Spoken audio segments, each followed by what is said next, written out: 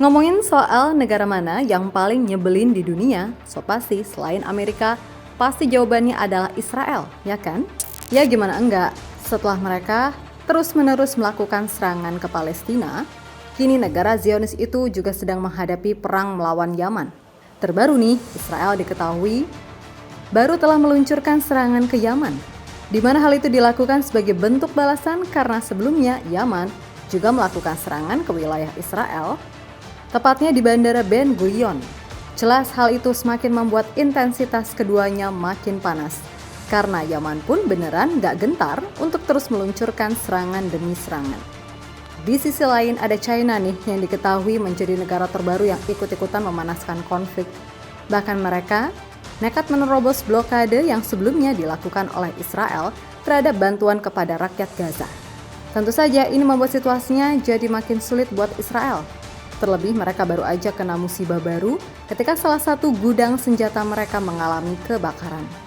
Sesuatu yang bikin warga di sana makin was-was karena hembusan angin yang kuat diketahui juga membuat badai api baru muncul setelah sebelumnya Israel mendapati sebuah tornado api.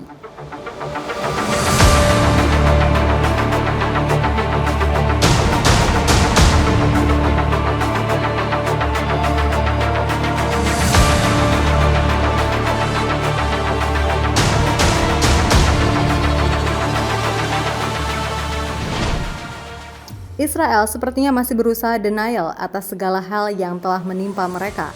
Yap, beragam bencana alam yang melanda rupanya nggak bikin mereka sadar. Malah yang ada, Israel masih merasa jika mereka adalah negara yang sekuat itu. Terbaru Israel baru aja melancarkan sebuah serangan udara ke Yaman sehari setelah Perdana Menteri Benjamin Netanyahu mengancam akan melakukan pembalasan atas serangan rudal dari kelompok Houthi yang mendarat ke dekat Bandara Ben Gurion di Tel Aviv. Yap, saluran 12 Israel mengatakan kalau Angkatan Udara Israel menargetkan lebih dari 10 lokasi di Yaman, dengan fokus utama pada pabrik beton Houthi dan pelabuhan strategis Laut Merah Al-Hudaidah. Kemudian media itu juga melaporkan bahwa Angkatan Udara Israel melancarkan 48 serangan terhadap target di Yaman, termaksud apa yang digambarkan oleh seorang pejabat Israel sebagai pukulan telak terhadap pelabuhan kota tersebut. Ya, puluhan pesawat Israel telah menyerang beberapa target di daerah pelabuhan Al-Hudaidah dan distrik Bajil di wilayah Al-Hudaidah. Saluran 12 Israel mengutip laporan yang mengatakan bahwa sekitar 30 pesawat tempur Israel ikut serta dalam pengeboman kota pelabuhan barat Al-Hudaidah. Sementara itu, usai mendapatkan serangan dari Israel, pasukan Houthi mengaku tidak akan menyerah, di mana kantor politik Ansarullah menyerukan kepada negara-negara Islam untuk memikul tanggung jawab dan mengambil tindakan serius untuk menghadapi rezim Zionis dan Amerika yang sangat arogan. Selain itu, gerakan Yaman juga mencatat kalau jihad dan perlawanan adalah pilihan yang tepat dan merupakan satu-satunya cara untuk menghadapi musuh, untuk mengusir kejahatan serta konspirasi mereka yang menargetkan umat, kesuciannya, dan sumber dayanya. Nah, dengan pernyataan tersebut, intinya, Houthi mengajak semua negara-negara Islam untuk bersatu melawan Israel dan Amerika yang sampai saat ini terus melakukan tindakan semena-mena.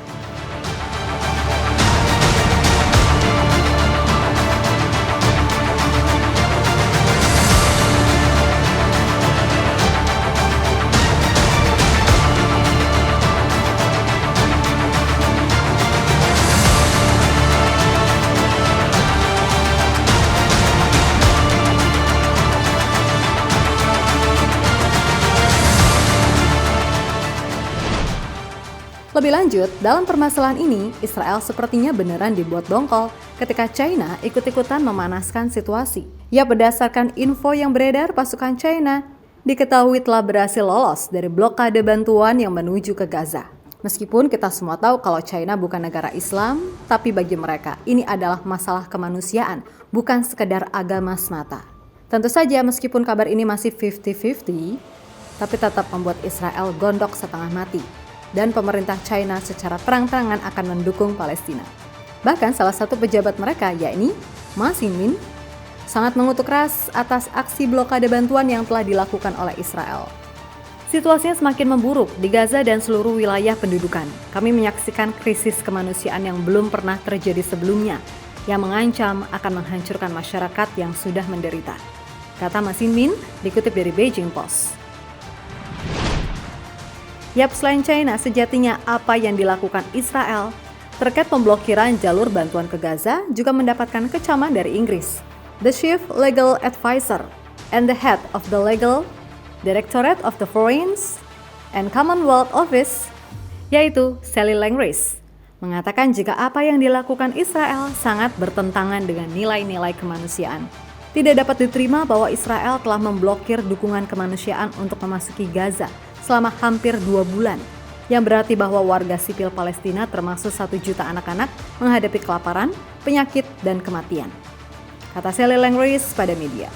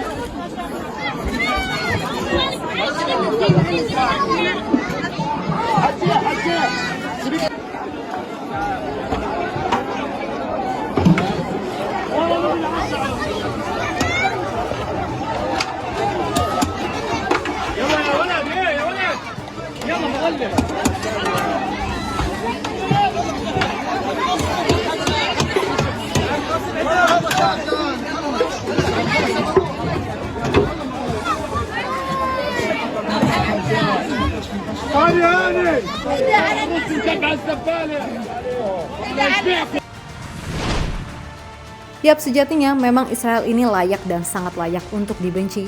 Bahkan ketika negara mereka sedang dilanda bencana, mereka beneran nggak mau mawas diri.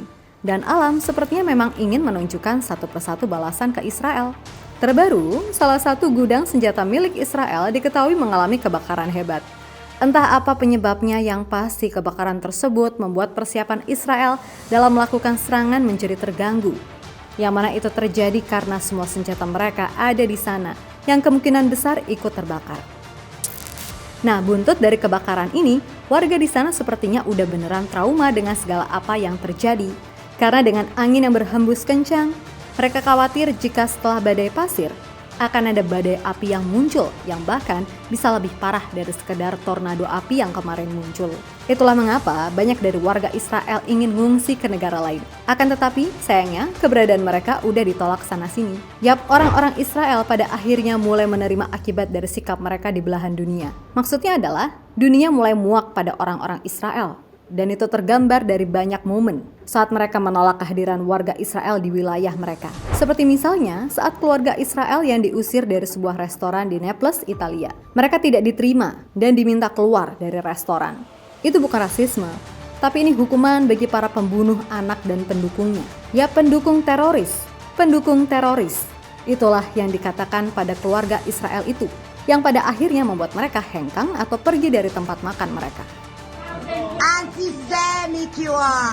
Anti-Semitic, look at you! We are not afraid. I'm not afraid. We are not afraid. We are not afraid of people like you, terror supporter. We are not afraid of you. We are Yeah, not afraid you of you. worship Maria and Jesus who was Jew. Selanjutnya, ada juga nih momen saat duta besar Israel yang ada di Korea. Nah, saat sedang menikmati makan di sebuah restoran, tiba-tiba ia didatangi para pendukung Palestina di Korea. Di situ mereka meneriakkan olok-olokan sekaligus cacian akibat genosida yang diperbuat Israel. Jelas hal itu membuat duta besar Israel itu nampak tak nyaman sebelum akhirnya pihak kepolisian datang dan para demonstran akhirnya meninggalkan lokasi. Tapi tentu, ini menandakan jika bagi orang Korea yang pro-Palestina, orang Israel juga tidak diterima. Atau lihat juga yang terjadi di Washington, saat salah satu pejabat Israel diteriaki sebagai penjahat perang. Pokoknya banyak deh yang nolak-nolakin dan warga Israel kini benar-benar merasa kalau satu dunia udah beneran melawan mereka. Tapi herannya kok ya masih aja ndablek, gak sadar-sadar. Hadeh. Free Palestine! Free Palestine! Stop genocide! Free Palestine! 과학 기술이 집단학살 도구가 돼선 안 되는데 Stop genocide. 계속 지금 Stop genocide. Free Palestine. Criminal, you More criminal! More criminal! More criminal! Shame! Shame! Shame! Yap, untuk saat ini ditambah Maladewa, udah ada 16 negara yang melarang orang Israel memasuki negaranya. Seperti Aljazair, negara ini jelas nggak mau mengakui Israel dan melarang orang masuk ke negaranya dengan paspor Israel. Selain itu, negara ini juga menolak paspor lain yang memiliki stempel atau visa Israel sebagai bentuk boikot. Lalu ada Bangladesh, yang juga nggak mau mengakui Israel dan secara tegas melarang warga Israel masuk. Adapun Brunei, negara Asia Tenggara yang kaya raya ini, melarang masuk pemegang paspor Israel. Bagi pelaku yang memaksa masuk dapat dikenakan denda atau deportasi. Sementara Malaysia, mereka melarang masuk pemegang paspor Israel kecuali ada izin khusus dari Menteri Dalam Negeri untuk keperluan mendesak. Kemudian ada Iran, Irak, Kuwait, Lebanon, Libya, Oman, Pakistan, Arab Saudi, Sudan, Suriah, Uni Emirat Arab, hingga Yaman yang juga melakukan hal yang sama. Intinya, Israel itu udah ditolak sana-sini, jadi ya nggak usah belagu deh. Terus kalau Indonesia gimana nih? Ya, Indonesia sendiri tidak secara eksplisit melarang masuk warga Israel, tapi pemegang paspor Israel harus mengajukan visa melalui negara ketiga atau menggunakan kewarganegaraan ganda karena tidak adanya hubungan diplomatik. Nah, Indonesia menerapkan kebijakan calling visa untuk Israel yang menilai negara ini memiliki resiko tertentu dari aspek ideologi, politik, dan keamanan. Namun, ada periode tertentu seperti Mei 2018 lalu, di mana Indonesia menolak visa warga Israel sebagai protes atas kekerasan di Gaza yang memicu larangan balasan dari Israel terhadap turis Indonesia. Dan alasan itulah yang dipakai para pejabat atau politikus atau tokoh-tokoh tertentu negeri ini untuk menolak kehadiran timnas Israel di Piala Dunia U20 ketika Indonesia akan jadi tuan rumah saat itu. Sampai akhirnya Indonesia batal dan gagal main di ajang tersebut.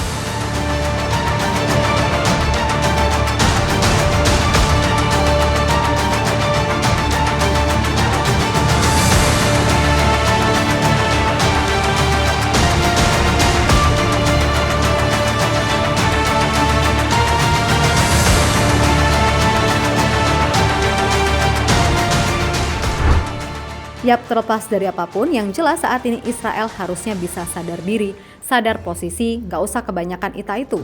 Karena di satu sisi Amerika yang katanya bestie pun, kini malah sedang menjalin hubungan sama Iran, dan Yaman dipastikan akan terus melawan Israel sampai mereka benar-benar hancur. Gokil juga nih mental Houthi Yaman, tapi keren pol sumpah. Ya kita doakan aja, semoga segala sesuatunya lekas membaik.